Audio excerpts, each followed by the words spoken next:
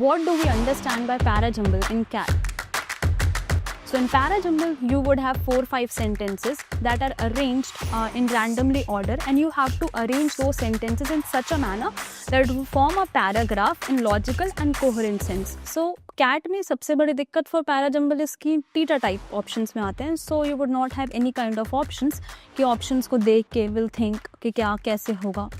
Theta type में आते हैं, so we have to think कि भाई कौन सा फर्स्ट स्टार्टिंग होगा, इसके बाद क्या आएगा, एंड देन क्या पूरा एक लॉजिकल पैराग्राफ बनेगा जो एक कोहेरेंट एंड लॉजिकल सेंस देगा, right. And then we have to approach in this way कि first we have to look for कि भाई अगर वो 4-5 सेंटेंसेस हैं मेरे, तो what would be the possible beginning of that parajumble.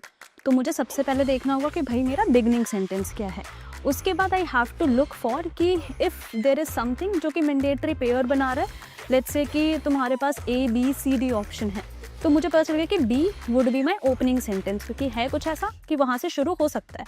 Let's say कोई टॉपिक इंट्रोड्यूस हो रहा है, तो वो मेरा बिगनिंग हो जाएगा. And then C and D, let's say कि कॉज एंड इफेक्ट है. C में कुछ कॉज की बात करी है, D में उसी के इफेक्ट की बात करी है. सो आई नो कि C और D साथ में मैंडेटरी पेयर्स हैं. C और D हमेशा साथ में आएंगे. C पहले आएगा क्योंकि हम कॉज जनरली पहले बताते हैं, देन D आएगा.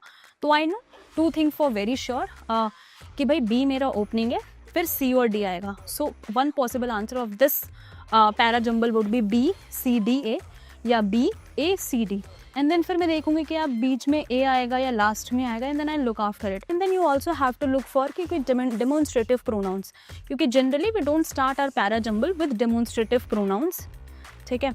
So these are the 3 important things that you need to remember while solving your parajumble. And practice is the key. You need to at least solve 300-400 parajumble questions.